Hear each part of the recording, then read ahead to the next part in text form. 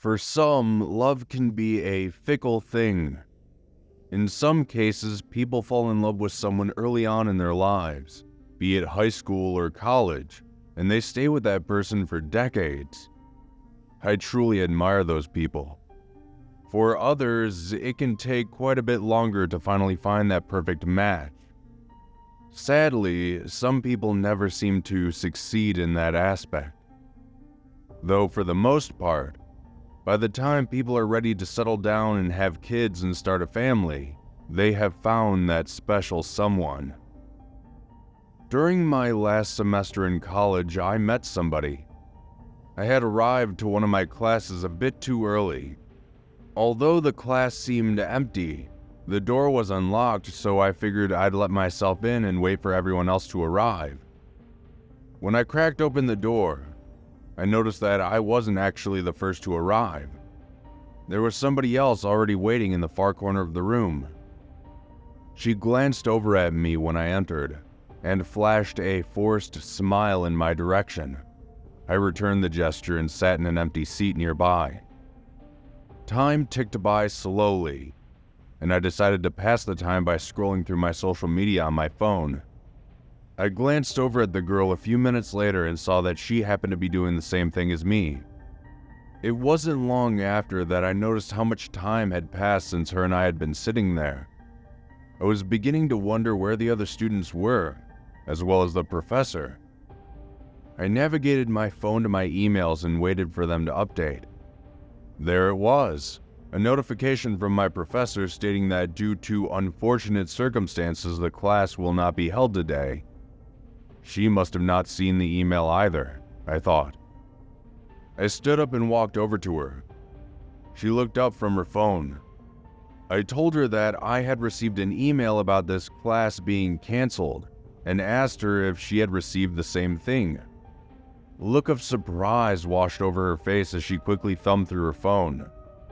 A few seconds later, she confirmed that she too had received the email and stated that she felt like an idiot. I told her that I empathized with that statement and she just returned a defeated laugh. I introduced myself and asked her her name. She told me it was Sarah. I asked her if she didn't have anywhere else to be, if she wanted to grab some lunch with me. There was a trendy sandwich shop a short walk away from the school. She looked me over suspiciously for a few moments, then agreed. We walked, ate lunch, talked about our lives, then returned to school. Sarah and I started dating shortly after that. I'm not entirely sure why, but we clicked instantly. From that moment forward, we had become inseparable. We did everything together. Movies, dinners, get-togethers, you name it. After around 4 months, she asked me to move into her apartment with her. I was hesitant at first. Moving in with someone is a pretty big step in a relationship, and not one to be taken lightly. I found myself constantly wondering if that would be the straw that would break our relationship. Regardless, I wanted to be with her, and I wanted to make this work, so I accepted. I started to move in a few days later, and to be quite honest, I couldn't have been happier.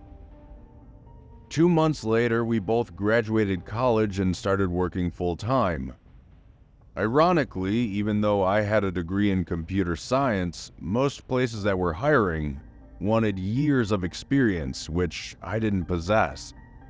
I ended up working as a rent-a-cop at a strip mall, while Sarah, who had gotten a degree in business, was hired on at some logistics company. Even though I felt inferior, she never once looked down on me or treated me any less than herself. I was grateful for that.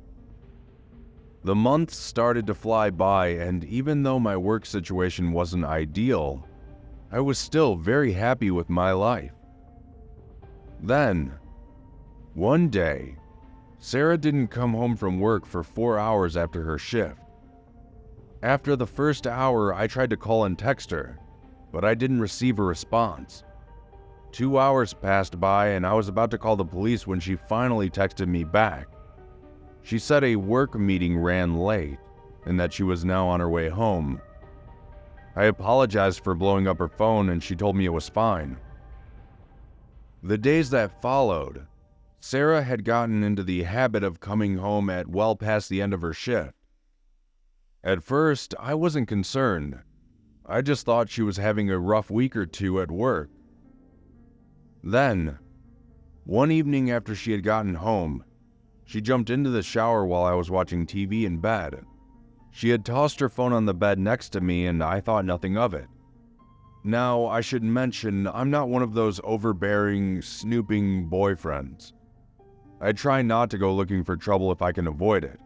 Plus, I honestly had no reason to be suspicious.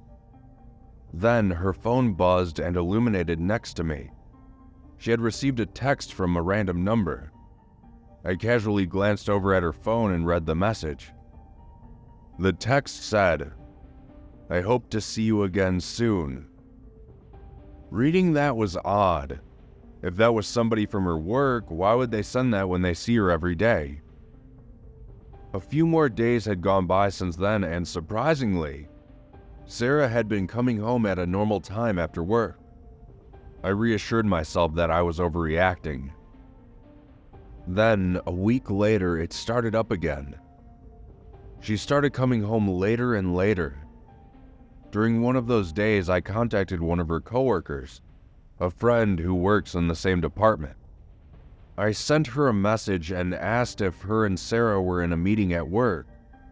What she sent back increased my suspicions tenfold.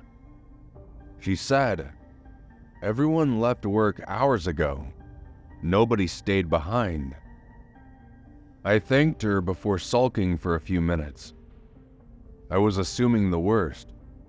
Sarah had finally gotten fed up with me and found somebody better.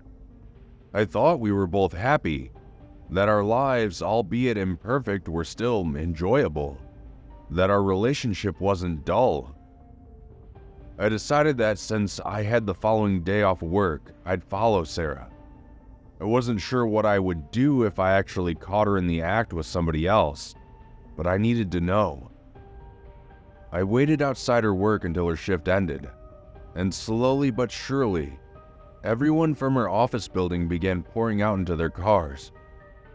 Then I saw Sarah exit.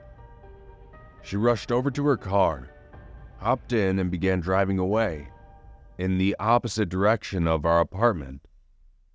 I began following her from a distance, trying to make sure she wouldn't spot me and recognize the car.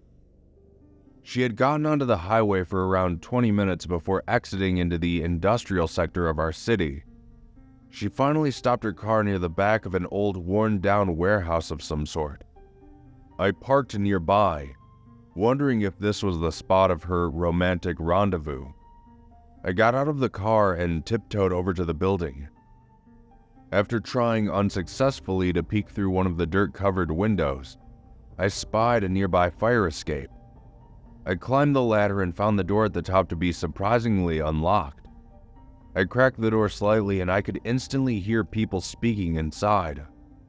I opened it a bit further and stepped onto a catwalk inside the building, before quickly shutting the door behind me. I peered over the railing and what I saw gave me pause. Sarah was standing near a group of people. They were all wearing masks of random animals.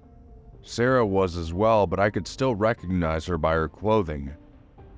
A man wearing the mask of a bear was saying something that sounded akin to a prayer. They all joined hands briefly before two of them broke off and walked to a darkened area of the warehouse. Muffled shouts began to fill the room as I watched the two from before drag a man into the light and throw him to the ground. The group of disguised individuals all lowered their heads upon the man as he begged through his binds. As I leaned farther for a closer look, a loose pipe from the catwalk came free and fell to the ground below. The clattering metal rang out endlessly. In one swift motion, all the masked individuals looked up at me. I quickly turned and ran out of the door. I slid down the fire escape, falling into the dirt below. I scrambled to my feet and ran to my car. I sped out of that area without looking back. During the drive home, a million things were going through my head. Who were those people? Why was Sarah with them? Who was that man and what were they going to do to him? I made it home and packed up as much of my stuff as possible. I decided it would be best to get a hotel room before I tried to figure this stuff out. Once I felt safe in the hotel room, I made an anonymous tip to the police about the warehouse, though I'm not sure if they ever found anything, because Sarah contacted me about an hour or two later, telling me she was home and asking me where I was. I stayed at the hotel for a few days. During that time, I messaged Sarah and told her that my mother had gotten sick and I had to leave to go see her. I didn't receive a reply. I made a trip back to her apartment yesterday, and I found it completely emptied. I asked management if they knew what happened.